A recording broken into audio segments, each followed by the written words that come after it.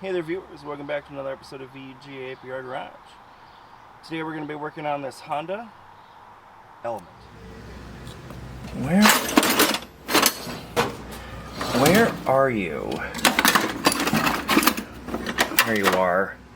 You don't belong here.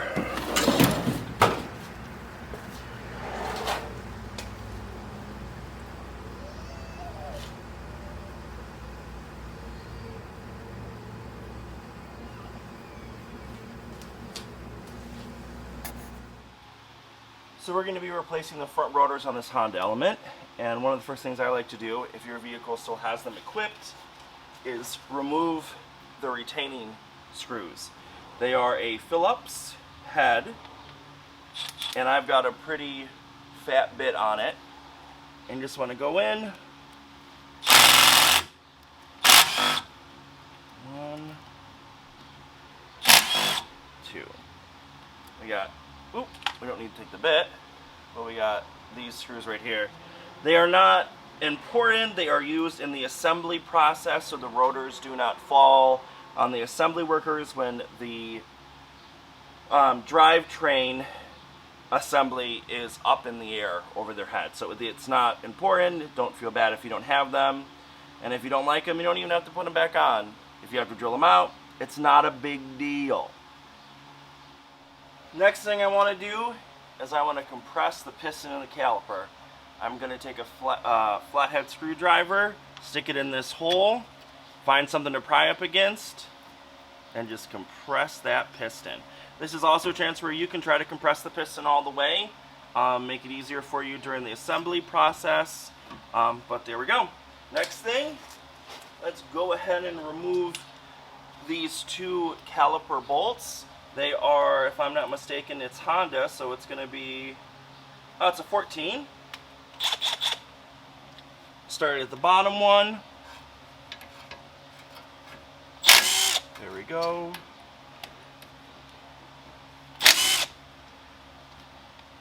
That comes out free.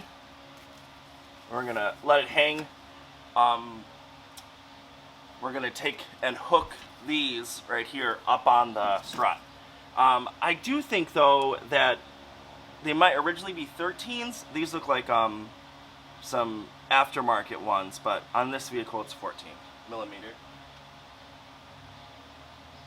Next thing we're going to want to do is remove the caliper bracket bolts. These bad boys, knowing Honda, I want to say, yep, they're a 17. Going to start with the bottom one first.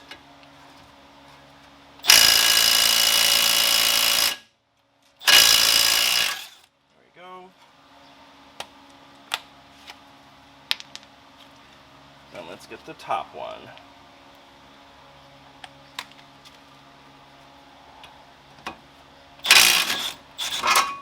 There we are. So we got those two. And bracket came off. Take out our old pads. We got our shims. Gonna go ahead and remove those. And then we got our rotor. I am going to take this time now to take some brake clean and just spray the hub surface. These have been very well cared for. There's actually like no rust on this hub surface. This is the second time I've done brakes on this customer's vehicle. And speaking of that, this customer tows a camper or a small pop-up with this Element. And I thought it would be a good idea to go, I don't know if you can see that, with Brimbos. And it was not. They are crap for these types of vehicles. Also, don't put them on a Chrysler, the most recent generation Chrysler. Though this car and that Chrysler, they just ate right through them. My Mustang doesn't, but they're not meant for, I think, your regular passenger vehicle that you're just going to put through traffic. Next thing, my favorite, because we live in the Rust Belt, we got the fluid film. We're going to go ahead and cover that surface. Let's go ahead and grab the rotor. So we got ourselves some beautiful Rebestos rotors that are coated. Here's our part number. I think these were, at the time, like 19 bucks. We got a rotor. We're going to want to line up your screw holes with the holes on the hub. And again, if you don't have the screws, not as important. This vehicle does. It does make assembly easier. We're going to put our gun on 1 and forward. Push the rotor in and slowly pull the trigger to allow the screw to pull itself in.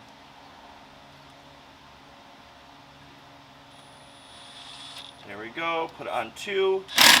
Give it 2 Ugga-Duggas.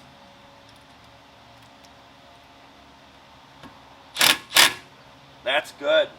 Now, because I want to save those screws, I'm just going to spray some fluid film right on them. That way, like, we don't get a rust buildup. Now, I'm going to take our bracket, going to clean up this surface.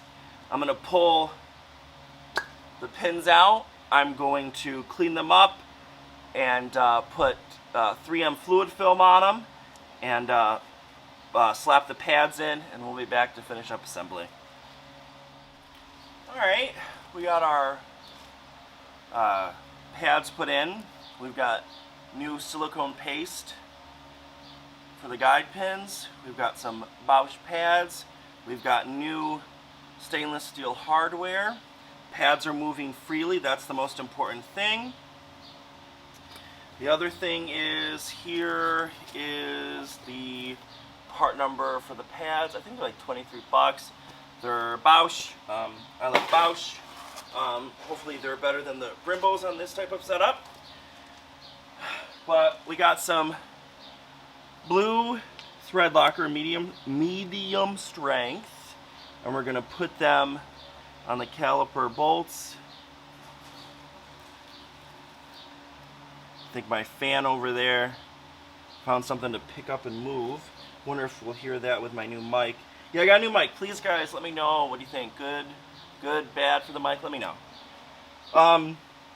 So we got our caliper bracket with our pads and all that fun stuff, and we're gonna put that in, and we're always going to start the bolts by hand. Make sure they're going in. I can feel it going in. There we go. My head's gonna be in the way. We got our bottom one. That's in. We're gonna go ahead and take our impact, put that bad boy on 3. Just go hog wild on these bolts. There goes a pad, not that big of a deal. Come here. There's my head again. Let's put that pad back, clean it off. Now you can see how I put them in. In, and up there, and there we go. Nope. In.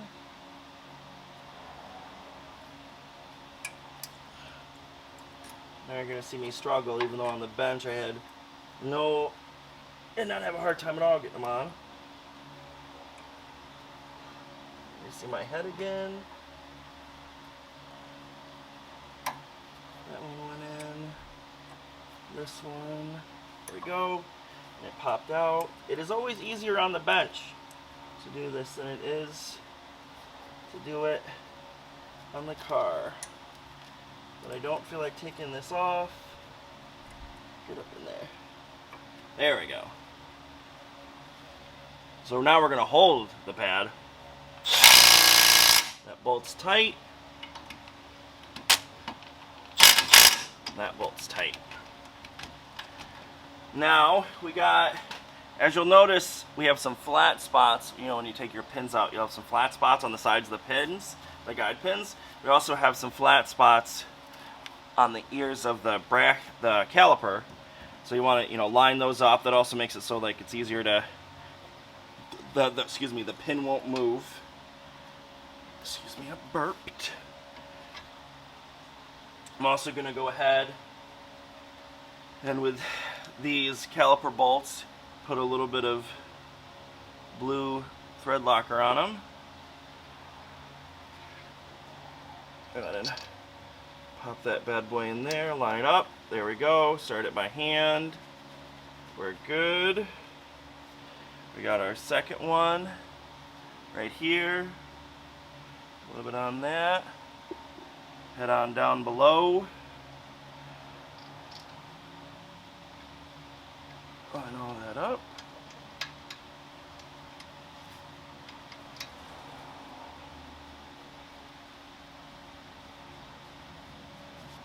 There we are.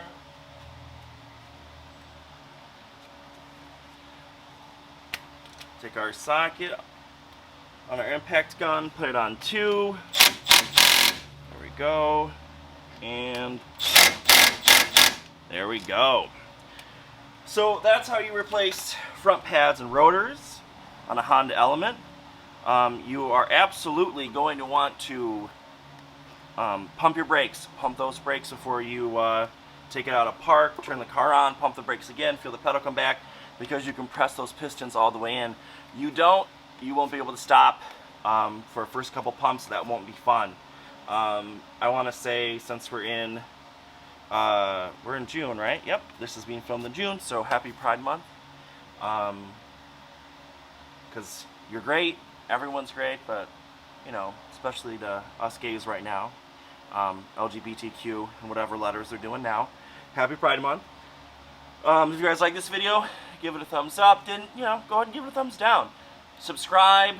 You know, hit that bell notification. There are projects coming up. I'm actually going to be doing the exhaust on the Saab right after this. So clean your tools off, and I'll see you guys next time.